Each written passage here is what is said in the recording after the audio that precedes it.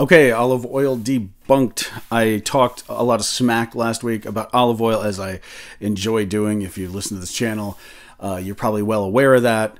I did stick the little graph from the OECD of the percent of overweight boys. It's totally non-scientific, but you can see that the countries of Greece and Italy lead the world in terms of childhood obesity rates. Spain is not far behind, checking in at position number 7. So after last week's video, in the comments, Dan posted, how does this analysis comport with the real-life findings that people who use a lot of olive oil have less obesity and type 2 diabetes, live longer, and have fewer cardiovascular events? So that's a lot of claims. I'm going to go ahead and have Dr. Gundry introduce the topic for us.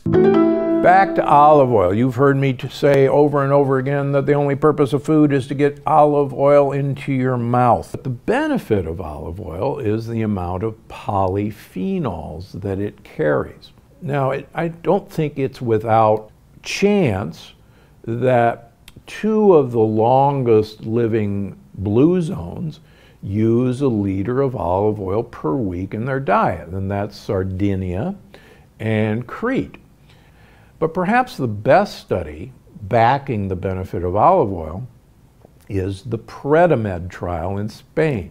So Dr. Gundry says Predimed is the single best piece of evidence. You heard Dr. Gundry say that the whole point of olive oil was to consume polyphenols. My argument is that oils that are high in oleic acid and low in stearic acid are not good for you, but he's also not wrong that the polyphenols probably do protect you. So this is the results of a meta-analysis about monounsaturated fats and olive oil. This study here, that's actually Predimed. So we're going to get to Predimed, the thing that Gundry said was the best piece of evidence. But first I'm presenting, so this is a meta-analysis. The idea of a meta-analysis is you take 5 crap studies and you put them in a pile and you come up with one better study. Obviously, I'm being ironic. Meta-analyses are considered a higher standard of evidence compared to observational studies, which is what most of these studies are. An observational study is one where you just look at people and see what they're doing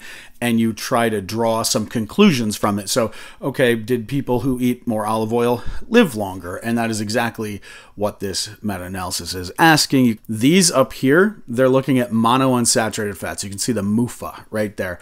So this is all monounsaturated fats, and the risk is 1.0. And so that means that in these meta-analyses, there was no benefit, nor was there any risk to monounsaturated fats in these observational studies. On the other hand, with olive oil, which of course is mostly monounsaturated fat, the risk is 0.77, which, if you believe that number, that suggests that olive oil is massively good for you. If this risk ratio is 1.0, that means that people who ate olive oil have the same risk of anyone else of dying. This is all-cause mortality. If that number goes up, if the number goes to 1.5, that means you're 50% more likely of dying if you were eating more olive oil. If that number goes down, such as 0.77, that means you're 23% less likely to die of all causes if you ate the most olive oil. And that is what this meta-analysis shows. And the reason I like this is it shows that there's actually only 5 studies in the history of the world. This is a recent meta-analysis that have looked at the relationship between olive oil consumption and all-cause mortality. And that's great for us because we can quick bang through. And that's going to also give us a look at some of the problems with these studies. So this one is done by a guy named Atkins. This is in England. And so, and it doesn't mention olive oil for like the first 8 pages or something. And then finally, there's this table at the end that includes olive oil as one item. And and interestingly, it says the frequency of olive oil consumption was not available. So this is in England. Presumably people are not consuming a lot of olive oil in England. Many of them consume none, and the ones who do consume olive oil, we don't actually know how much they consumed. It might have been a very small amount. We just don't know. We're not told.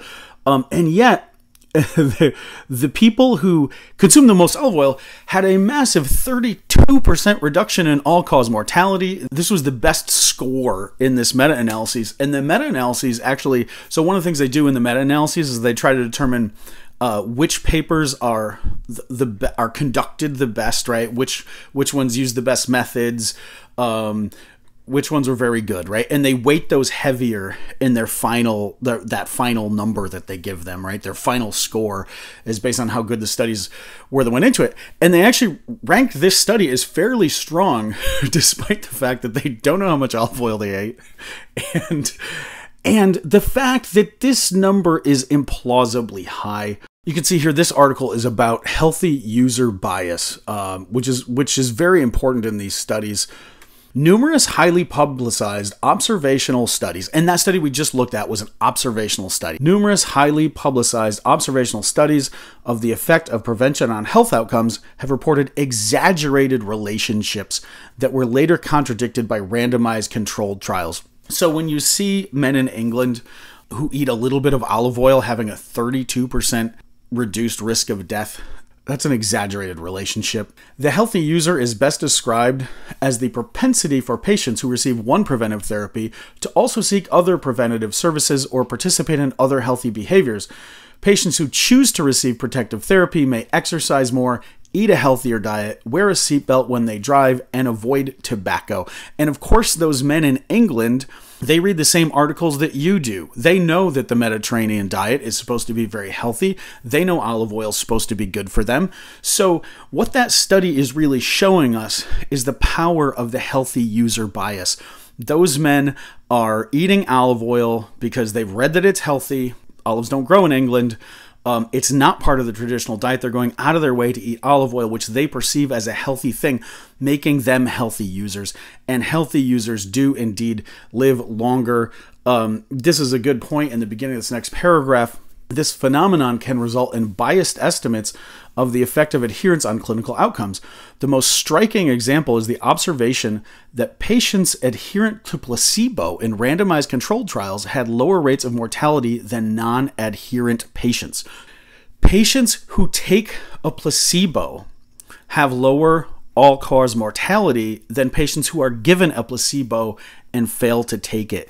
Why? Well, the patients that don't have their SHIT together, doctors are giving them advice, they're not taking it. That is exactly the type of person who doesn't live as long. That's the fact of the matter. And so those people in England with the massive reduction in risk from olive oil, those are the healthy users of England, right? Now we're in Greece. Everybody eats olive oil in Greece. This is a kind of a realistic score. It does not meet statistical significance. It's suggestive that perhaps there is a very mild benefit of olive oil, but it's not statistically significant. There's a lot of noise in this data. It's very hard to look at a mixed population of people and say, oh, the ones who ate a little bit more olive oil did a little bit better than the ones who didn't eat olive oil, right? This is a notoriously hard thing to do. These studies are not very accurate. This study shows no real benefit of olive oil. This one is in Italy. This one shows a massive benefit of olive oil, 0.76. That suggests that if you eat a lot of olive oil, if you eat olive oil, quote unquote, regularly, again, this one doesn't quantify anything, but if you eat olive oil regularly, you will reduce your all-cause mortality by 24%. But even if you only eat it often, which apparently is significantly less than regularly, you'll reduce your risk by 23% compared to the people who don't consume any. But the thing about that is this never/sometimes olive oil people are these two little lines here down at the bottom. This is half the people. This little dot is supposed to be 25%. That's 12% of the people. So you can see in these areas in Italy where they did this study, maybe 7 or 8% of the people at baseline of the trial didn't consume any olive oil or rarely consumed olive oil. And that's the high-risk group. And that's kind of weird because they're in olive oil areas of Italy, suggesting those people are either immigrants or it's simply hard to know if there's any causal relationship here or if there's something different about this very small percentage of weirdos who live in Italy and don't eat olive oil for whatever reason. This article is about implausible results in human nutrition research. This is written by a guy at Stanford. It's published in the BMJ, the British Medical Journal. It says research into human nutrition has been criticized on numerous occasions. Critics have focused on the poor track record of observational claims, and all these studies we've seen so far are observational when tested in subsequent randomized trials. And he said in one review, 0 out of 52 success rate when you saw a relationship in an observational study and then try to replicate it in a randomized trial. So that is a very bad success rate indeed. It says implausible results that are too good to be true still threaten nutritional research on many fronts. And so he's arguing that studies like that one I just showed in Italy that suggests that people who eat olive oil more regularly lower their all-cause mortality by 24%, threaten nutritional research.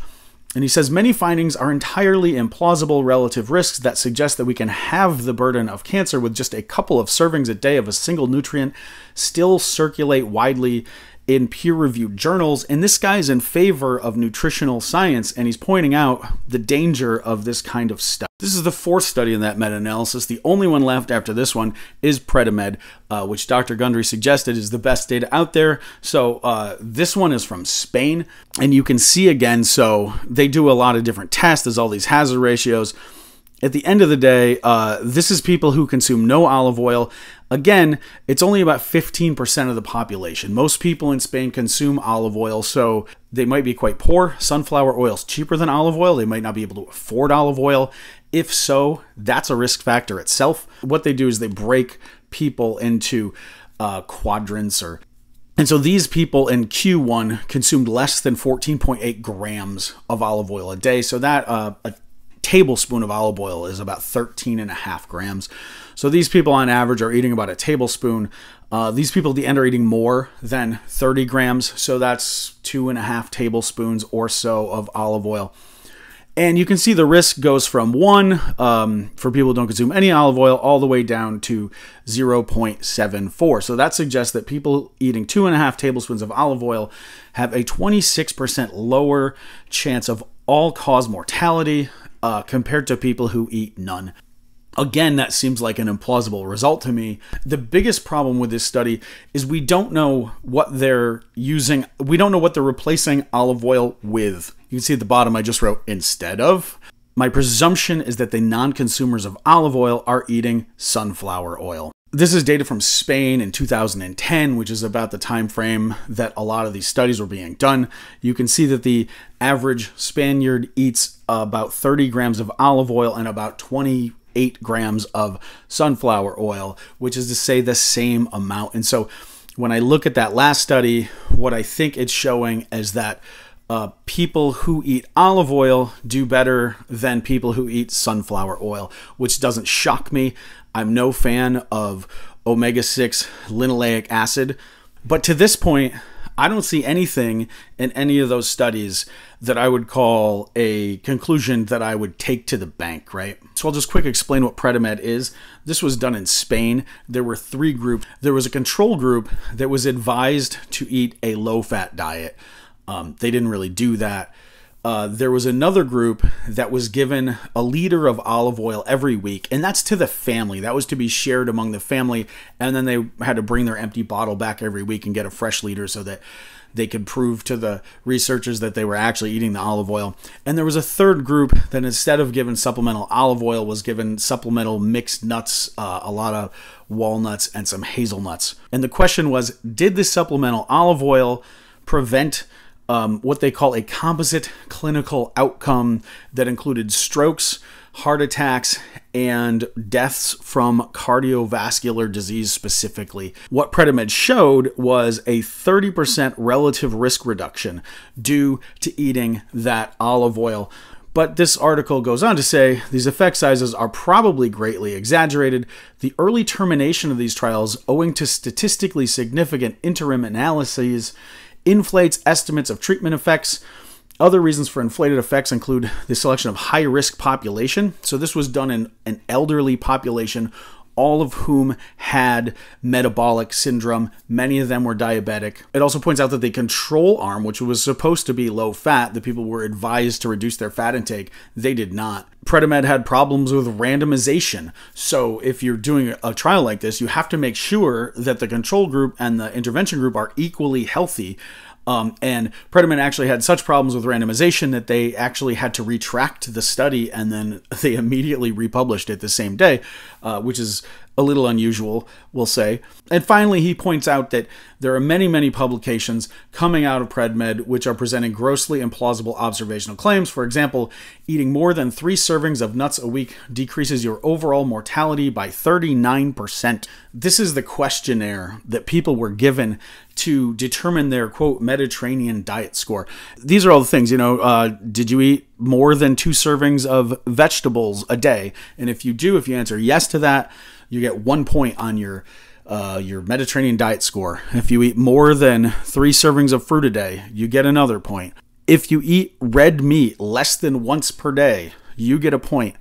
If you eat butter, cream, or margarine less than once per day, you get a point, etc. So they ask people, are you using olive oil as the primary cooking fat and salad fat in your household?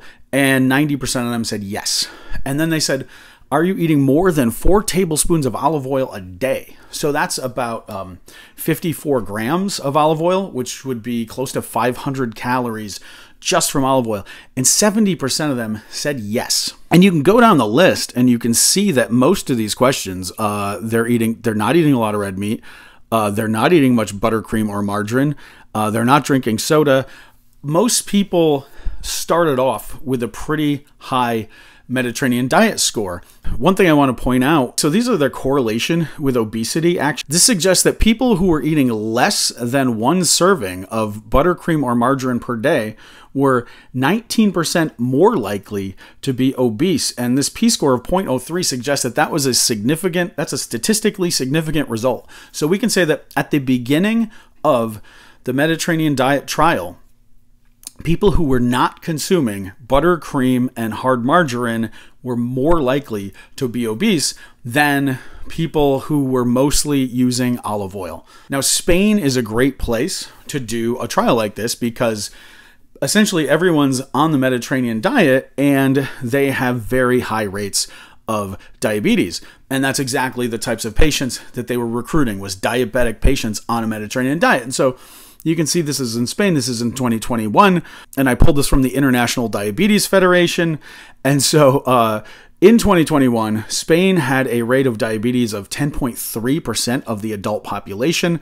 The US was at 10.7%. So Spain is just as diabetic as the US, despite the fact that most people are eating a Mediterranean diet. And in fact, when they looked at the people in the study who were diabetic and asked them what they ate, they were like, oh, a Mediterranean diet. This is the results of the study, right? This is the big reveal. This is what's called an event curve.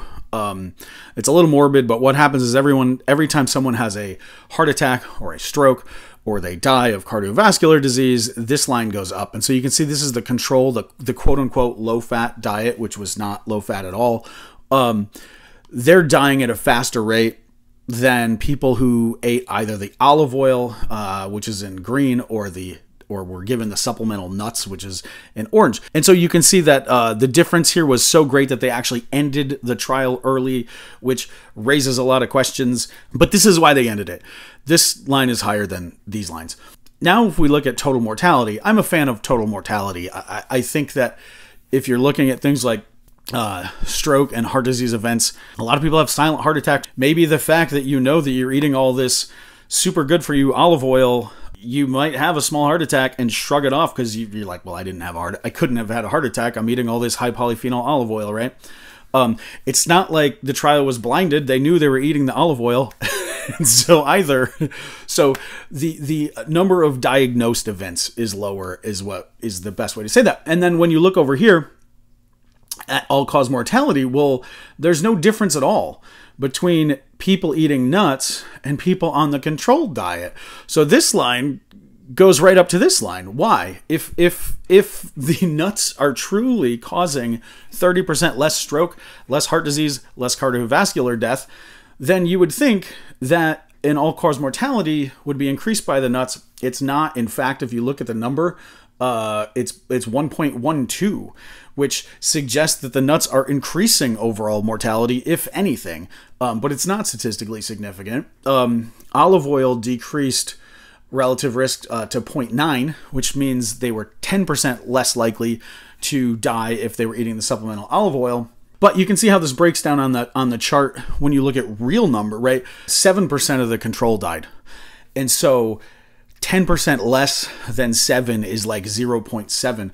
And so you see the difference. And this is at the end. You can see the control diet spikes up. So the actual risk over 5.5 years was 1.5%. So over 5.5 years, people in the olive oil intervention group were 1.5% less likely to die than people in the control group, right? And that's the difference between relative risk and actual risk. So digging into the data of Predimed, how much olive oil did people actually consume? And you can see right here. So this is virgin olive oil, goes up by almost 3 servings a day, and it's 10 grams per serving. So that's almost 30 grams. But in this extra virgin olive oil intervention group, refined olive oil goes down by 1.7. This is in a baseline where they're eating about 40 grams of olive oil on average. You saw that slide in the beginning said that 70% of people were already eating 4 tablespoons per day. And so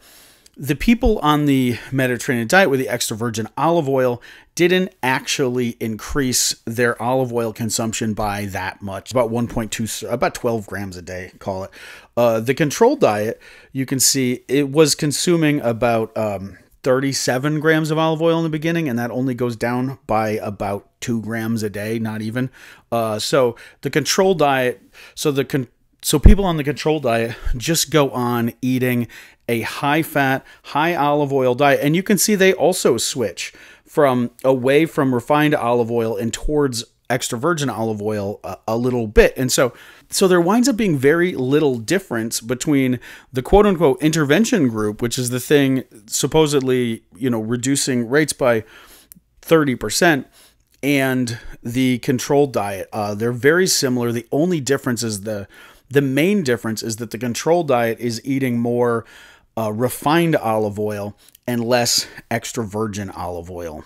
Here's just another look at that. You can see monounsaturated fats are 22% in the extra virgin olive oil intervention diet and 19% in the control diet. And so the question is a 3% change in monounsaturated fat possibly enough to drive a 30% reduction in stroke plus heart attack plus cardiovascular disease deaths, which is the primary endpoint of this study? To me, it seems a bit implausible. It seems like if there is any benefit of the olive oil, it probably is, as Dr. Gundry said, due to the polyphenols, and we're going to get to that later. So that was the good from the olive oil.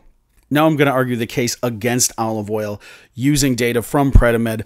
I've already mentioned the sort of ironic fact that all of the diabetic people in Spain that they chose to be part of this study were mostly all already eating a Mediterranean diet. Even in that context, what happened is, and this is, you see that star, that means statistically significant. And so this is what happened when people were in that intervention group and they were given olive oil and they actually replaced 5% of calories with monounsaturated fat that had been polyunsaturated fat. And so this is probably people who were eating sunflower oil. This is my guess. These were people who were eating sunflower oil at the beginning of the diet, and they were given virgin olive oil. And what happens, you can see this obesity incidence goes up by 36%, and that is statistically significant. So we can say that in Predimed, switching from sunflower oil to olive oil caused increased risk of developing obesity over the 5 years. So of course, this is in people, I should say, who were not obese at the beginning of the study and then became obese during the 5 years when they switched from sunflower oil to monounsaturated fat. People who listen to this blog, I'm not a fan of sunflower oil. I just said in that last slide that switching from sunflower oil to monounsaturated fat or olive oil increased your likelihood of obesity. I'm not shocked by that. I showed this same chart in the last time, but these are rats fed olive oil versus sunflower oil. And if you look at fatty acid synthase in sunflower oil is 94, it goes up to 120 if you give them olive oil. Acetyl-CoA, this is an carboxylase. This is another lipogen. All these are lipogenic enzymes. G6-PDH goes from 350 to 700. So olive oil causes a massive increase in lipogenic enzymes in the liver compared to sunflower oil. I'm not surprised that switching from sunflower oil to olive oil in actual adults with metabolic syndrome in Spain might increase their odds of becoming obese. And so this is another analysis out of Predimed. What they did, let's look down here first. This is risk of cardiovascular events and mortality according to baseline extra virgin olive oil intake. And so this was people coming into the study. They asked how much extra virgin olive oil they ate and then what was their chance of mortality over the course of the study. And you can see people in the low group were getting 9% of calories from extra virgin olive oil. People in the high group were getting 35% of their calories from extra virgin olive oil. And so people coming in eating tons of extra virgin olive oil actually had a 0.82. So that's a reduced risk of mortality by about 18%. But conversely, if we look at regular olive oil, these are people coming in on the high side, so 22% of calories as opposed to 12% of calories. They actually had a 14% chance increased risk of death over the course of this study. So people who were eating a lot of regular olive oil, that's a lot of oleic acid without many polyphenols, they had an increased risk of death due to the fact that they're eating a lot of olive oil. I should say neither of these things are statistically significant, so I can't really say that, but I did just say that. So this is a case. So, but the case being made here is that perhaps the oleic acid is not so great, but the fact that extra virgin olive oil is full of these polyphenols is reversing the problems with that olive oil consumption. This one is about the risk of developing diabetes. This is yet another analysis of Predimed data. This is about the risk of developing diabetes as opposed to the risk of dying. And so this is baseline data. This is when people came in, people who were eating the most olive oil, i.e. vegetable fat, you can see we're 62% more likely to develop diabetes over the course of the study. And this is animal fat. And so these are the p-values over here. 0.01 p-value is very statistically significant. And you can see that there's a dose response trend here. And so this is from that same study. You can see Harvard is involved in this study. Frank Hugh is an associate of Walter Willett. He's from Harvard. And so what they do is in the abstract and the results section, the fact that people coming in who were eating a lot of olive oil were 62% more likely to develop diabetes over the course of the study. They did the right thing and they just didn't mention it at all, right? Because if you don't say it in the abstract, then it doesn't exist. But they don't fail to point out that saturated animal fat had a higher risk of diabetes. So let's take a look at that. You can see right here, saturated fat, people in the highest quartile indeed have doubled risk. But interestingly, the risk is a lot higher in the Mediterranean diet group than in the control diet group. The Mediterranean diet group was told to avoid animal fat and choose lean cuts of chicken and fish rather than fatty meat. And so one of the reasons for this is, again, healthy user bias. The people eating the most fat from animals are going against the trial advice. So the healthy users are here. You saw that the amount of red meat and the amount of butter and fat eaten in this study is very small. The amount of extra animal fat they're talking about it's a very small amount. It's implausible. And this is just to demonstrate that healthy user bias. Again, this is another analysis that they did.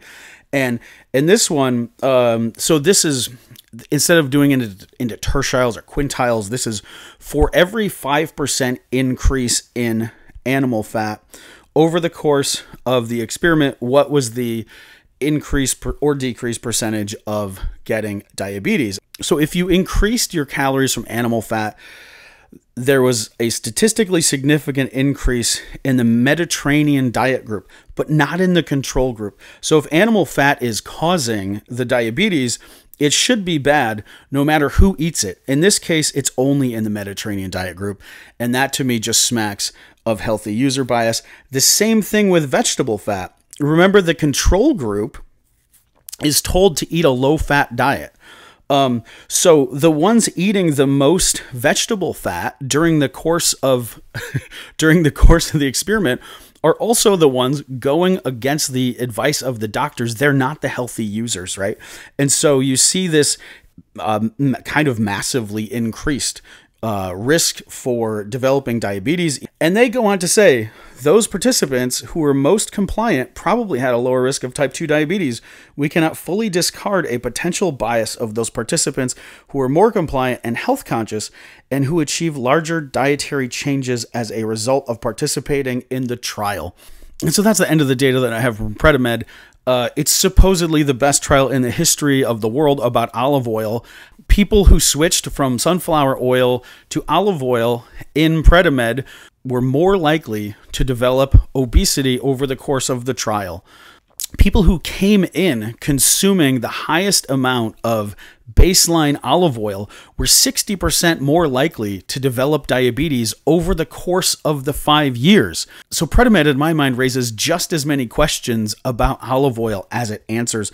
But what it does show, when you see the difference in risk between the people eating extra virgin olive oil and when you see that the control group, the ones who had their risk of mostly strokes reduced, by switching to extra virgin olive oil, it's all suggesting that if there is something protective about olive oil, it's not the monounsaturated fat, it's the polyphenols. And so I've drawn this polyphenol here. This is hydroxytyrosine. This is one of the main polyphenols in olive oil. It's not actually a polyphenol. Polyphenol means poly means multiple, and phenol is this ring structure. It's actually a monophenol. Anyway, that's not a super important point. it's more of a... So this is in humans, and this is blood levels of hydroxytyrosol. After ordinary oil, you can see blood levels are essentially undetectable. And in this extra virgin olive oil, you see this big spike in hydroxytyrosol, and it actually, you can still see the hydroxytyrosol 4 hours later. So there really is a difference in hydroxytyrosol levels in the extra virgin olive oil, and that is reflected in human blood. This is a mouse model. So these mice were given a high-fat diet, and these are the fattest mice. These mice down here are the controlled diet. They're on a low-fat diet that usually keeps mice fat, and these mice are given a high-fat diet plus hydroxytyrosol, and you can see the dose effect. This is low-dose hydroxytyrosol here, and that's high-dose hydroxytyrosol there. And so hydroxytyrosol somewhat protects mice against diet-induced obesity, and this is an oral glucose tolerance test. And so this is the high-fat diet mice up here. Being high on this graph is bad. So the high-fat diet-fed mice are insulin resistant or glucose resistant, and the hydroxytyrosol mice are much less insulin resistant and much less glucose resistant. And you can see here, this is lipogenic enzyme expression. You can see on the high-fat diet, this is fatty acid synthase. This is one of the ones I showed you in the rats eating olive oil. On the high-fat diet, it goes way up. And then with hydroxytyrosol, you see this nice dose response, and it comes down. And actually, the high-dose hydroxytyrosol fatty acid synthase ends up lower than the control mice even.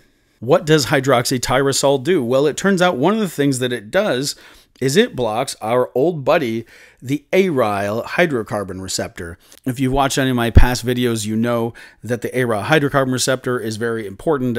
I'm going to show it in a couple of slides where it is in the sort of feedback loop that controls obesity. TCDD is a chemical that's known to activate the Aerohydrocarbon Receptor. And if you give a little bit of TCDD to pregnant nursing mice, their children become obese. It's very interesting in the way that it works, but TCDD activates the Aerohydrocarbon Receptor, which controls the expression of this gene called CYP1A1. You can see if you give the mice TCDD, this gene goes way up. That's a darker line. That means there's more of it. And if you give them this kind of extra virgin olive oil or hydroxytyrosol, this comes down. And so we can see And this is a marker of oxidative stress. And you can see in mice given this TCDD, they have a lot of this oxidative stress. And if you give them hydroxytyrosol, it prevents it. And this is another study showing where that hydroxytyrosol fits into the binding pocket of the Aerohydrocarbon receptor in 3D. And the AHR is involved in this feedback loop. You can see this arrow is activating PPAR alpha, which is activating a lot of this downstream mayhem. The AHR is also activating CYP1B1, which is one of the things that oxidizes polyunsaturated fats and why you don't want to eat monounsaturated fat and polyunsaturated fat together. And the hydroxytyrosol, of course, is blocking both of these feedback loops that is enacting the metabolic problems. Okay, so that's a lot of science. It's a lot of data. Let's try to wrap this up. People are really hard to study. And so when people say things like, well, we know that olive oil does all these things like extend your life and prevents diabetes. My question is, do we? How do we know that? Like, this data is messy. It's full of biases. You saw the authors showed the statistically significant correlation between baseline olive oil consumption and later development of diabetes. They don't even put that in the abstract. So you have bias from the authors, you have healthy user bias, the data is hard to collect, it's messy, the people don't even do what you want them to do, like the low-fat group didn't stop eating olive oil. So it's just really hard. And I don't even want to give the people who did this study a hard time. I think they put a ton of work into this, and the fact that we have any data at all is important and impressive. On the polyphenol subject, anything that blocks the Aerohydrocarbon receptor in the liver is good. You can see the hydroxytyrosol does go into human blood. You can see that it blocks the activities of the AHR. So sure, hydroxytyrosol for the win. On the other hand, a high ratio of oleic to stearic acid is bad. Dietary fats that are a high percentage of oleic acid present all kinds of metabolic challenges and problems. I think that stearic acid signaling goes a long way to help prevent some of the problems of oleic acid. That's why I sell a couple things on my blog at fireinabottle.net/shop. One, I sell dietary stearic acid. It's a stearic acid powder that you can add to smoothies. And then I sell something called SEA, stearoyl ethanolamide. That is the way that stearic acid acts as a signaling molecule. And if you check out my video, The History of Body Fat Composition, you'll see that body fat content of stearic acid in Americans has, and in the rest of the world, has dropped dramatically between 1940 and today. And I believe this is one of the things driving the obesity epidemic is too much oleic acid and not enough stearic acid. Okay, I'm going to leave it there for this week.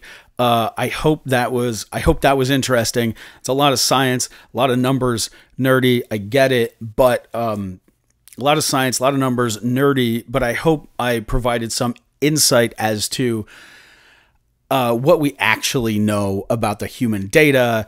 The parts of it are misleading, parts of it are biased, parts of it are, and it's hard. It's just hard. It's just hard to get good data and to actually know anything in humans. And that's why a lot of times I like to look at the rodent models, because the rodent models are, you can do exactly what you want and you get an answer, and it's maybe not always entirely relevant to humans, but at least you're sure what the answer is. Anyway, I'll see you guys next week. I've got a pretty fun video coming up that harkens back to the oleic to stearic acid issue, and we're going to talk about Natambi yet again and SCD1. So I will see you then.